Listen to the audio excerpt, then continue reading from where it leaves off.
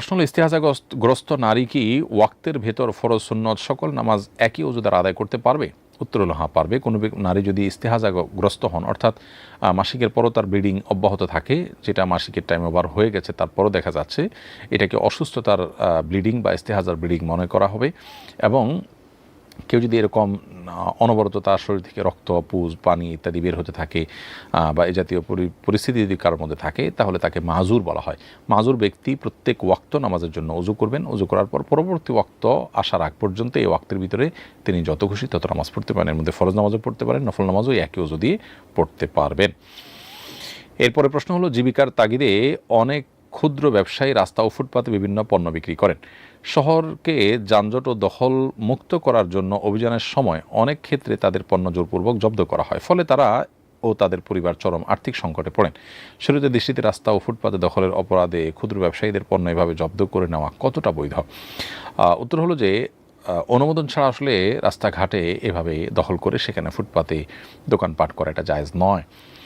নবী করিম সাল্লাল্লাহু আলাইহি ওয়াসাল্লাম বলেছেন, ইয়াকুমুল জুলুস আলা তারিক, তোমাদের কেউ যেন রাস্তায় না বসে। যদি কখনও কারো নিরুপায় হয়ে রাস্তায় বসতে হয়, তারা রাস্তার হক আদায় করতে নবী সাল্লাল্লাহু আলাইহি ওয়াসাল্লাম বলেছেন। এখন রাস্তায় বসার কারণে যদি মানুষের চলাচলে ব্যাঘাত হয়, তো সেটা অবশ্যই নিষিদ্ধ। এক্ষেত্রে সংশ্লিষ্ট কর্তৃপক্ষ যদি মানুষের চলাচলে ব্যাঘাত না হয় সেভাবে প্ল্যান প্রোগ্রাম করে বসার কোনো রাস্তা করেন, ভিন্ন কথা। আর না হলে অনুমোদন ছাড়া এভাবে বসাটা শরিয়ার দৃষ্টিকোণ থেকেই অনুচিত, কারণ এটা মানুষের ক্ষতির কারণ, মানুষের কষ্টের কারণ। আপনি উপার্জন করবেন, হালাল উপার্জন আপনার ফ্যামিলির জন্য, সেটা ইসলাম অ্যাপ্রিসিয়েট করে, কিন্তু সেটা করতে গিয়ে আপনি কারোর হক নষ্ট করতে পারেন না। ঠিক একইভাবে ফুটপাত দখল করে এভাবে রাস্তাঘাটে দোকানপাট ইত্যাদি করা ঠিক নয়। আমাদের দেশে অসাধু মানুষজন হয়তো চাঁদা নিয়ে, নানা সুবিধা নিয়ে এ ধরনের জায়গা দোকানপাট করার সুযোগ করে দেয়। যারা দোকানগুলো করেন তারাও জানেন, যারা এই সুযোগ করে দিচ্ছেন তারা নিজেরাও অন্যায় করছেন, তারা ঘুষ নিচ্ছেন এবং চাঁদা নিচ্ছেন। ফলে আপনি একটি হালাল উপার্জনের জন্য অনেকগুলো গুনাহে আপনি লিপ্ত হচ্ছেন, মানুষের অধিকার নষ্ট করছেন, অপরদিকে ঘুষ দিচ্ছেন, অন্যায় সমাজে এস্টাবলিশ করতে সহযোগিতা করছেন। এর বিপরীতে আপনার অনেক হালাল উপার্জনের পথ খোলা আছে, হয়তো 2 টাকা কম উপার্জন হবে। সেজন্য সেদিকে আমাদের যাওয়ার চেষ্টা করা উচিত। এবং এই সমস্ত ক্ষেত্রে যদি অনন্য উপায় হয় যথাযথ কর্তৃপক্ষ আপনার তাদের মালামাল জব্দ করে নেয়, তো সেটা মৌলিকভাবে কোনো নিষিদ্ধ বিষয় হবে না, কারণ অন্যায়ের দমনের জন্য, অপরাধ দমনের জন্য কোনো উদ্যোগ নেওয়ার অধিকার তাদের আছে। তবে সেটাকে নিয়ে নষ্ট করে ফেলানো, জ্বালিয়ে ফেলানো বা ওই ব্যক্তির প্রতি জুলুম হয়, আপনার লঘু পাপে গুরুদণ্ড হয়, সেরকম কোনো কিছু যেন না হয় সে চেষ্টা করা উচিত। এবং সেই সাথে কর্তৃপক্ষের উচিত তাদের পুনর্বাসনের জন্য উদ্যোগ নেওয়া। সুন্নাহ ফাউন্ডেশন থেকে এ ধরনের ক্ষুদ্র আয়ের মানুষদেরকে বিভিন্নভাবে প্রতিষ্ঠিত করবার, তাদেরকে স্বাবলম্বী করবার জন্য উদ্যোগ নিচ্ছে।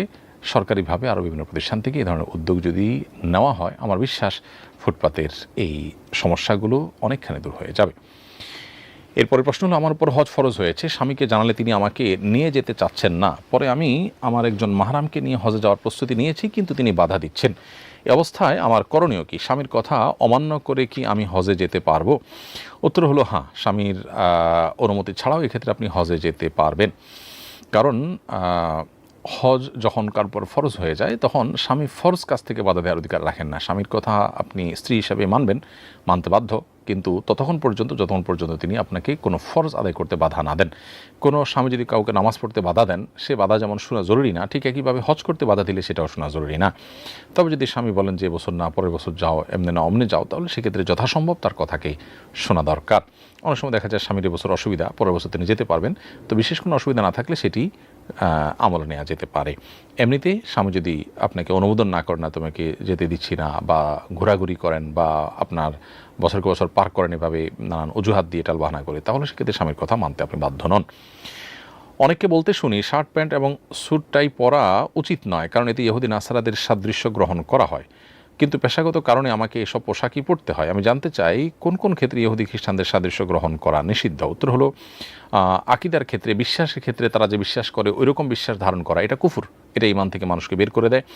এর বাইরে আকিদা নয়, এরকম যে সমস্ত বিষয়গুলো ইহুদি খ্রিস্টান বা অন্য ধর্মাবলম্বীদের প্রতীকী বিষয়ে পরিণত হয়েছে, তাদের ধর্মের একটা মার্কা হয়েছে। যেমন হিন্দুরা ধুতি পরে, ফর এক্সাম্পল, খ্রিস্টানরা ক্রুশ চিহ্ন তাদের শরীরে ধারণ করে নানাভাবে।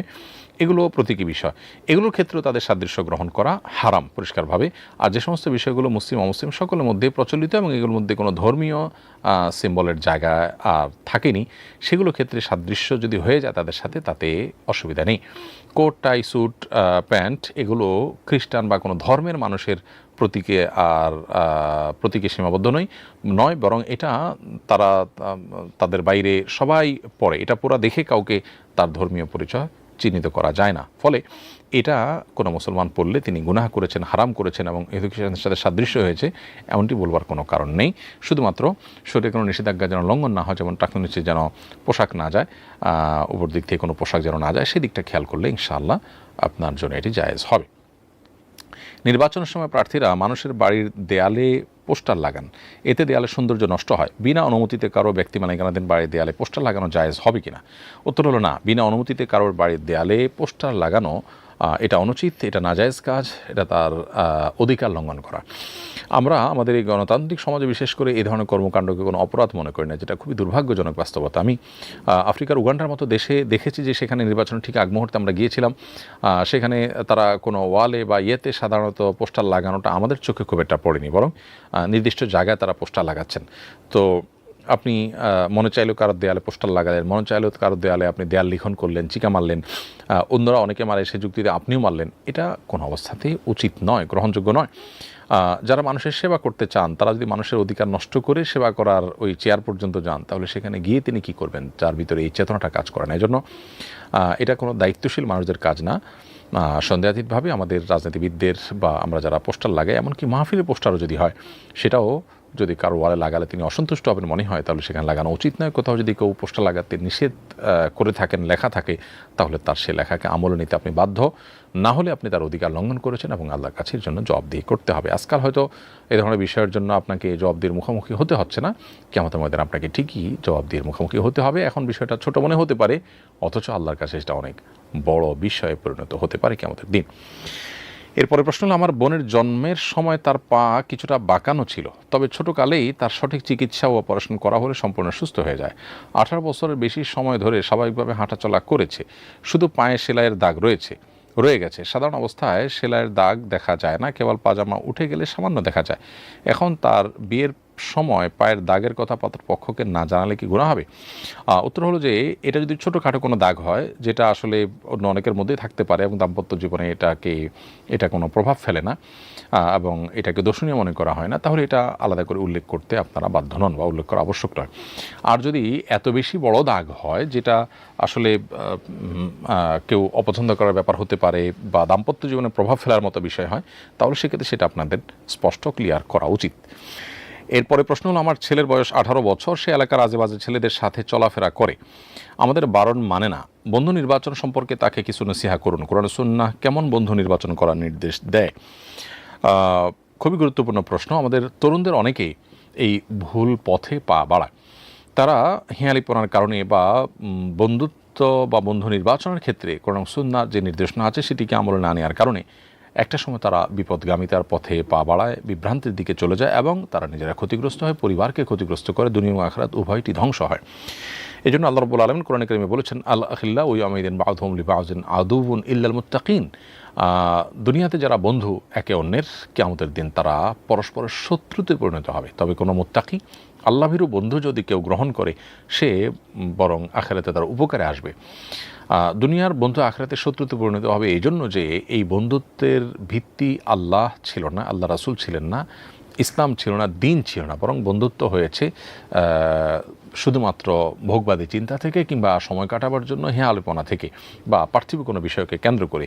এরকম বন্ধুরা একে অন্যকে সৎ কাজের আদেশ অসৎ কাজে বাধা প্রদান করে না, বরং এই বন্ধুত্বের হাত ধরে অনেকে ভুল পথে চলে যায়। অতএব এরাই কিয়ামতের মধ্যে আল্লাহর কাছে নালিশ করে যে আল্লাহ অমুক আমাকে নষ্টের পথে নিয়ে গেছে। এই জন্য বন্ধুর সাথে শত্রুর মতো আচরণ করে কিয়ামতের ময়দানে। নবী করিম সাল্লাল্লাহু আলাইহি ওয়াসাল্লাম বলেছেন, আলমারউ মা খালিলি, আলমারউ আলা দীনি খালিলি, মানুষ তার বন্ধুর অনুসরণ করে সাধারণত। ফালিয়ানজুর আহাদুকুম মান ইউখালিল, অতএব কেউ বন্ধুত্ব করার আগে যেন লক্ষ্য করে সে কার সাথে বন্ধুত্ব করছে। যে বন্ধু আমাকে আল্লাহর পথে যেতে সাহায্য করে না, যে বন্ধু আমাকে আল্লাহর সাথে পরিচিত হতে সাহায্য করে না, যে বন্ধু নিজে নামাজ পড়ে না, যে বন্ধু ভালো পথে চলে না, আমাকে কোরআন ও সুন্নাহর পথে আহ্বান করে না, সে আমার কখনো ঘনিষ্ঠ বন্ধু হতে পারে না।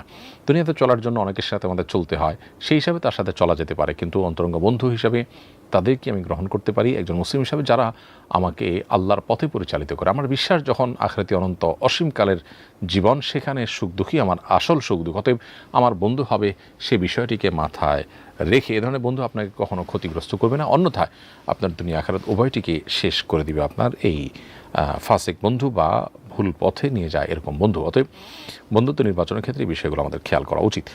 স্বাধীনতা দিবস, বিজয় দিবস সহ এই ধরনের জাতীয় দিবসগুলো উদযাপনের সরি পদ্ধতি কী? উত্তর হলো যে ইসলাম কোনো বিজয় দিবস বা কোনো অর্জনকে কেন্দ্র করে যে দিবসগুলো বছরে বছরে পালন করা হয়ে থাকে, এগুলোর ব্যাপারে শরিয়ার বিশেষ কোনো নির্দেশ নেই। নবী করিম সাল্লাল্লাহু আলাইহি সাল্লামের জীবনে ইসলামের ইতিহাসে বদর যুদ্ধ, মক্কা বিজয়ের মতো বড় বড় সফলতা এসেছে, তিনি এগুলোর কোনোটিকে বছরে বছরে উদযাপনের মাধ্যমে স্মরণ করেননি, বরং এটি আজকের পৃথিবীর একটা কালচার এবং কৃষ্টিতে পরিণত হয়েছে। এ ধরনের বিষয়গুলো সামাজিক কালচার এবং কৃষ্টিতে পরিণত হলে সেগুলো মোবাহ বা জায়েজ হয় শর্ত সাপেক্ষে, যদি সেখানে শরিয়া বিরোধী কিছু না থাকে, তাহলে সেক্ষেত্রে এগুলো বড়জোর জায়েজ পর্যায়ে থাকে, বিশেষ করে সেই অন্যায়ের বিরুদ্ধে যে চেতনা সেটাকে জাগরুক রাখবার প্রয়োজনে। কিন্তু এটাকে যদি কেউ শরিয়ার যে নির্দেশনা আমল ওইটার মতো গুরুত্বপূর্ণ বানিয়ে নেয় বা এটার মধ্যে যদি হারাম উপাদান যুক্ত হয়ে যায়, তাহলে সেক্ষেত্রে একজন ঈমানদার সেগুলো থেকে সর্বোচ্চ বেঁচে থাকবেন এবং সেটাকে শরিয়া অবশ্যই অ্যালাউ করে না।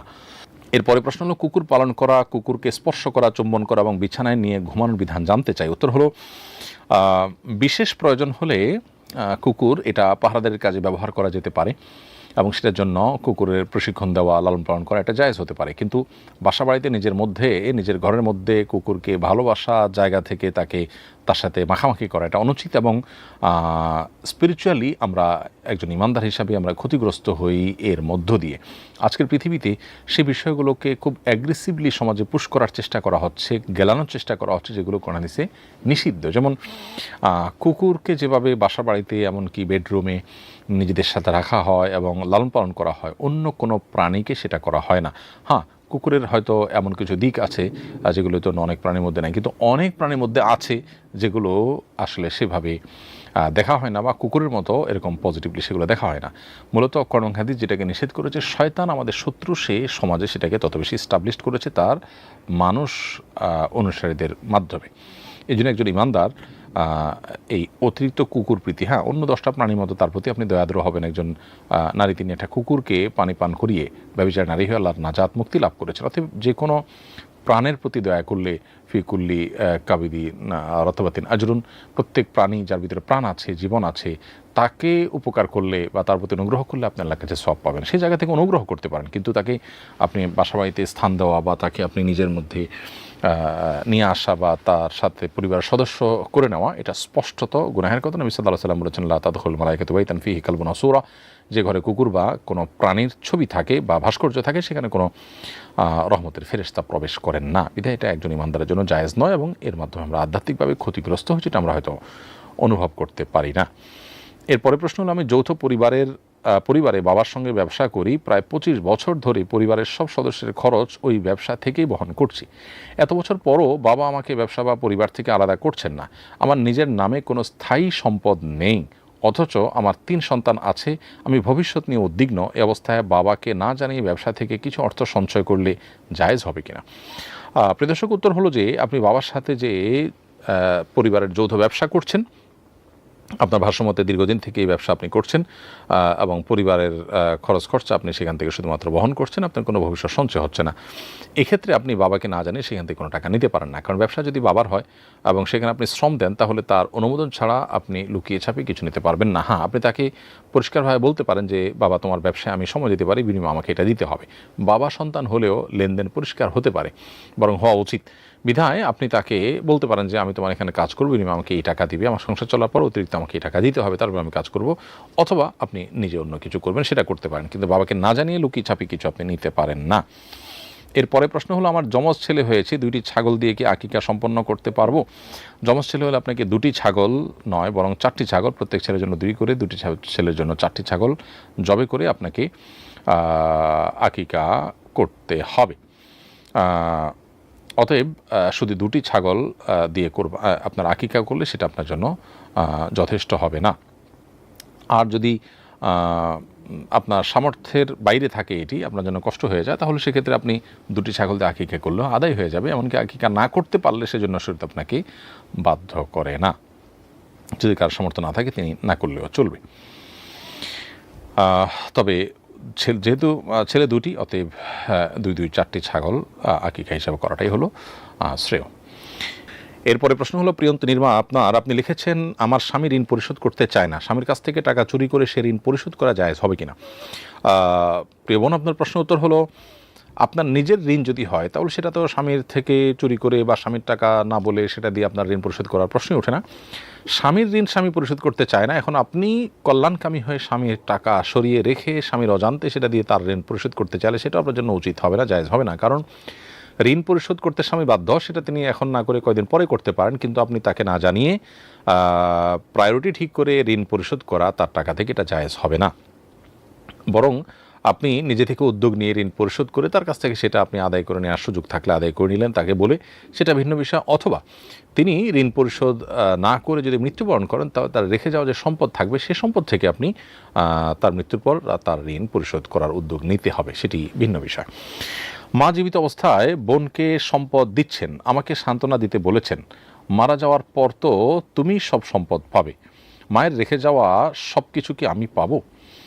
উত্তর হলো যে মা মারা যাওয়ার পর পুরো সম্পদ আপনি একা পাবেন না, বরং আপনার ভাই বোন অন্য যারা আছে তারাও কোরআন যেভাবে বর্ণনা করেছে, যার যতটুকু হিস্সা বলেছে ততটুকু তারাও পাবে। আর জীবদ্দশায় আপনার বোনকে যা দেয়া হয়েছে সেটা সাধারণ দান হিসাবে বা আপনার হেবা হিসাবে গণ্য হবে। সো দান বা হেবা এটা জীবদ্দশায় কোনো মানুষ করতে পারে। কোনো বিশেষ সন্তানকে বিশেষ কারণে যদি দেয় সেটি জায়েজ আছে, আর দিলে সাধারণত অন্যান্য সন্তানদের মধ্যে সমতা বজায় রেখে দেওয়াটাই হলো শ্রেয় এবং উচিত, সেটাই হলো শরিয়ার নির্দেশনা। একজন ব্যক্তি তার ভাইদের অভিশাপ দিতেই থাকে, তোদের সামনের দিন আরও দুঃখ পাওয়া লাগবে, ধ্বংস আসছে, এসব কথা তিনি তাদের সামনে পেছনে উভয় অবস্থায় বলেন। কিছু ক্ষেত্রে হয়তো ভাইদেরও দোষ আছে, এতে করে কি এত সব অভিশাপ ভাইদের উপর পড়বে? উত্তর হলো, অভিশাপ দেওয়া মৌলিকভাবে কোনো ভালো কাজ না। নবী করিম সাল্লাল্লাহু আলাইহি ওয়াসাল্লাম বলেছেন মুসনাদ আহমদের বর্ণিত হাদিসে, লানুল মুমিনি কা কাতলিহি, কোনো ইমানদারকে অভিশাপ দেওয়াটা তাকে হত্যা করার মতো অপরাধ, অর্থাৎ গুনাহের কথা। তবে যদি ভাইরা জুলুম বা সীমা লঙ্ঘন করে তাহলে সেক্ষেত্রে সীমা লঙ্ঘনের পরিণতি কিন্তু খারাপ হয়, এরকম কথা বলে তাদেরকে সতর্ক করা যেতে পারে।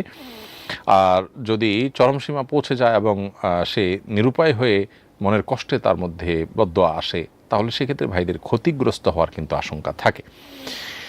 এরপরে প্রশ্ন হলো, যদি কোনো মুসলিম সমাজে দরিদ্র মুসলিম না থাকে তখন কি যাকাত দরিদ্র অমুসলিমদের দেওয়া যায়? উত্তর হলো, যাকাতের হকদার মূলত মুসলিমরা, অতএব মুসলিম হকদার যদি কোনো জায়গায় না পাওয়া যায় তাহলে পৃথিবীর অন্য কোনো প্রান্তে যেখানে মুসলিম হকদার পাওয়া যাবে সেখানে টাকা পাঠানোর ব্যবস্থা করতে হবে। কিন্তু মুসলিম হকদার নেই এই অজুহাতে গণহারে অমুসলিমদের দেওয়া যাবে না। অমুসলিমদেরকে এমনিতে সাধারণ দান থেকে আমরা দিতে পারি, সেজন্য শরিয়ার পক্ষ থেকে আমার নির্দেশনাও আছে। নির্দেশনার পাশাপাশি উৎসাহ পাওয়া যায় সালাফের আমল থেকে, কিন্তু নিষেধাজ্ঞা নেই। কিন্তু তাই বলে যাকাতের টাকা আপনি মুসলমানদেরকে না দিয়ে তাদেরকে দিতে পারেন না। এরপরে প্রশ্ন হলো, আমি একজন মেয়ে, পর্দা মেনে চলতে চাই এবং বাইরে চাকরি বা ঘরে বসে উপার্জন করাও আমার জন্য কঠিন লাগে, তাই আমি আল্লাহর কাছে দোয়া করি কোনো পরিশ্রম ছাড়া ঘরে বসেই আমার প্রয়োজন অনুযায়ী সামান্য অর্থ যেন আল্লাহ আমাকে দান করেন। এভাবে পরিশ্রম ছাড়া রিজিক চেয়ে দোয়া করা কি শরীয়তসম্মত জায়েজ কিনা? উত্তর হলো যে নারী হোক আর পুরুষ হোক, প্রত্যেকটা মানুষ পরিশ্রম করে তিনি তার পারিশ্রমিক নেওয়ার বা জীবিকা উপার্জন করার চেষ্টা করবেন। এটাই হলো আল্লাহ তাআলার সাধারণ নিয়ম, সুন্নাতুল্লাহ, আর এটি হলো সুন্নাতে রসুল বা নবী রাসূলগণের সুন্নাত। অতএব আমরা একটু চেষ্টা করে উপার্জন করবার চেষ্টা করব, কষ্ট করে উপার্জন করার চেষ্টা করব। কোরআন কারিমে আল্লাহ বলেছেন, ফাইদা কুদিয়াতিস সালাতু ফান্তাশিরু ফিল আরদি ওয়াবতাগু মিন ফাদলিল্লাহ, যখন নামাজ শেষ হয়ে যাবে তোমরা জমিনে ছড়িয়ে পড়ো এবং আল্লাহর রিজিক যেগুলো ছড়িয়ে ছিটিয়ে আছে সেগুলোকে আহরণ করো। তো সেই চেষ্টা আমরা করতে থাকবো ইনশাআল্লাহ। পাশাপাশি কেউ যদি দোয়া করেন যে আল্লাহ আমি বিনা কষ্টে আপনার কাছে জীবিকা চাই, তো এটা কোনো এমন দোয়া নয় যেটা নিষিদ্ধ বা তিনি কোনো অন্যায় করেছেন, এমন না। তবে এটা স্বাভাবিক না আর কি। তারপরে এরকম দোয়া করতে চাইলে কেউ করতে পারেন। সাদ আহমদ আপনি লিখেছেন, আমি একজন মাদ্রাসার ছাত্র, মাদ্রাসায় খাবার বাবদ মাসে 4,000 টাকা দিতে হয়, পরীক্ষা বা অন্য কোনো কারণে মাদ্রাসা বন্ধ হলে পুরো মাসের টাকা দিতে হবে না, ছুটির দিনগুলোর পরিমাণ টাকা নাকি ছুটির দিনগুলোতে টাকার পরিমাণ না দিলেও চলবে? উত্তর হলো, মাদ্রাসা যদি পুরো মাসের টাকা দেওয়ার নিয়ম থাকে যে তুমি এই 1 মাসের জন্য এত টাকা দিবা, তোমার খাবারের পিছনে কত টাকা খরচ হবে সেটা আমার দেখার বিষয় না, কদিন তুমি খাবা না খাওয়া আমার বিষয় না, মাসে এত টাকা দিবা, তোমার খাবারের দায়িত্ব আমি নিলাম, এরকম যদি নিয়ম থাকে তাহলে সেক্ষেত্রে পুরো মাসের টাকাই আপনাকে দিতে হবে, আপনি কাটতে পারবেন না। আর যদি মাদ্রাসা মিল হিসাব করে দেয় যে তুমি যে কমিল খেবা সেই কমিলের টাকা তোমার কাছ থেকে নেব, তাহলে সেক্ষেত্রে আপনি অবশ্যই কাটতে পারেন। এটা মাদ্রাসা এবং শিক্ষার্থীর সাথে কী ধরনের চুক্তি হয়েছে তার উপরে নির্ভর করে। কোনো ক্ষতি এড়াতে কি মিথ্যা বলা জায়েজ আছে? যদি কোনো বাস্তব ক্ষতির আশঙ্কা থাকে এবং সেটা থেকে বাঁচাটা তার জন্য আবশ্যক হয়, না বাঁচলে নয়, এই পর্যায়ের ক্ষতি হয়, তাহলে সেক্ষেত্রে সেটা থেকে এড়ানোর জন্য কথা ঘুরিয়ে সেটাকে এড়ানোর জন্য কথা ঘুরিয়ে বলা কিংবা মিথ্যা বলা যদি অপরিহার্য হয়ে পড়ে, তখন সেটা শুধুমাত্র প্রয়োজনের ক্ষেত্রে জায়েজ হতে পারে। সামান্য একটু ক্ষতি হতে পারে, সামান্য একটু ক্ষতিকে কেন্দ্র করে আপনি মিথ্যা বলবেন, সেটা কিন্তু জায়েজ নয়, বরং সামান্য ক্ষতি আপনার সহ্য করে হলেও আপনার মিথ্যা থেকে বিরত থাকতে হবে। হ্যাঁ, অসামান্য ক্ষতি থেকে যদি আত্মরক্ষার প্রয়োজন আপনি নিরুপায় হয়ে যান, তাহলে সেক্ষেত্রে সেটি শুধুমাত্র জীবন রক্ষার মতো এরকম ইস্যু তৈরি হলে তখন সেটা জায়েজ হতে পারে। এরপরে এমএসটি শারমিন জাহান আপনি লিখেছেন, ইসলামে প্রাণীর ছবি আঁকা নিষেধ, কিন্তু শিক্ষা প্রতিষ্ঠানের চিত্রাঙ্কন নামে একটা বিষয় আছে যেখানে সিলেবাস অনুযায়ী পশু পাখি ও মানুষের ছবি আঁকতে হয়, এক্ষেত্রে করণীয় কী? বোন শারমিন, আপনার প্রশ্ন উত্তর হলো, মানুষ বা পশু পাখির ছবি অঙ্কন করা নিষিদ্ধ। সিলেবাস পূরণের প্রয়োজনে যতটুকু অংশ ছবি আঁকতে হয় ততটুকু আপনি নিরূপায় হিসাবে আঁকতে পারেন, তবে আপনি এই পাঠ পদ্ধতি বা এই পাঠ্যক্রম অ্যাভয়েড করে যদি আপনি চলতে পারেন, অন্য কোনো পাঠ্যক্রমে যেতে পারেন যেখানে আপনার এই হারামে লিপ্ত হতে হবে না, সেটা আপনার জন্য অধিকতর নিরাপদ এবং তাকওয়ার নিকটবর্তী। মুমতাসিম ফুয়াদ আপনি লিখেছেন, আমার গার্মেন্টস ট্রেডে জব করতে গিয়ে ছবিযুক্ত জামা বানাই এবং এক্সপার্ট করে থাকি, ইসলামিক দৃষ্টিকোণ থেকে আমার এই জব করাটা কি বৈধ? উত্তর হলো, জামা বানানো মৌলিকভাবে জায়েজ, কিন্তু জামার মধ্যে যে সমস্ত ছবি যুক্ত করতে হয় সেখানে যদি কোনো প্রাণীর ছবি, স্পষ্ট ছবি থাকে, সেটা বানানো এটা নাজায়েজ কাজ, এটা জায়েজ নয়। আর আগে থেকে ছবিযুক্ত করা আছে কাপড়ে, আপনি শুধু সেলাই করেছেন, সেখানে আপনি কোনো অন্যায় করেননি, ফলে সেটুকু জায়েজ আছে। এই জন্য আপনি কী করছেন সেটার উপর নির্ভর করবে আপনার এই প্রশ্নের উত্তর। জাকিয়া সুলতানা লিখেছেন, আমার স্বামী মসজিদে দান করেন অথচ আমি অসুস্থ থাকলে চিকিৎসার টাকা দেন না, তার দান কি আল্লাহ কবুল করবেন? বোন জাকিয়া সুলতানা, যদি স্ত্রী অসুস্থ হন তার চিকিৎসার দায়িত্বভার গ্রহণ করা স্বামীর উপরে কর্তব্য, তিনি সেই কর্তব্য পালন না করে মসজিদে নফল দান করলে অবশ্যই সেটা প্রশংসনীয় হবে না। তিনি বরং যদি স্ত্রীর প্রয়োজন পূরণে সচেষ্ট হন তাহলে সেক্ষেত্রে আরও বেশি সওয়াব পাবেন। এই ধারণাটা তার কাছে থাকা দরকার এবং হাদিস এ ব্যাপারে আমাদেরকে উদ্বুদ্ধ করেছে। একরামণি আপনি লিখেছেন, সাদা স্রাব কাপড়ে লাগলে সে কাপড় পরে কি নামাজ পড়া যাবে? সাদা স্রাব এটা নাপাক, অতএব কোনো কাপড় লেগে গেলে যে অংশে লেগে গেছে সে অংশ ধুয়ে আপনাকে কাপড় নামাজ পড়তে হবে। কোনো সভা বা কনফারেন্স চলার সময় নামাজের সময় হলে কি মসজিদে জামাতে নামাজ পড়ার জন্য সেই সভা কনফারেন্স থেকে বের হয়ে যেতে হবে, যদিও এতে কিছু অসুবিধা হয়, নাকি পরে পড়ে নিলেও চলবে? নামাজের সময় হলে আপনি সেখান থেকে বেরিয়ে জামাতে নামাজ পড়বেন, এরপরে সেটা কন্টিনিউ করবেন। সামান্য একটু ক্ষতি হলেও আপনি আপনার আখিরাতের কল্যাণে, আপনি আল্লাহ সন্তুষ্টি লাভের আশায় এবং সওয়াবের লাভের প্রয়োজনে আপনি অবশ্যই এতটুকু স্যাক্রিফাইস করার মানসিকতা থাকতে হবে। নামাজের চাইতে গুরুত্বপূর্ণ কোনো বিষয় ইমানদারের কাছে থাকতে পারে না। একান্ত নিরুপায় হলে, বড় ধরনের ক্ষতির সম্মুখীন হলে তখন আপনি পরে বা আগে নিজেরা যারা আছেন তাদের নিয়ে জামাত করে নিতে পারেন।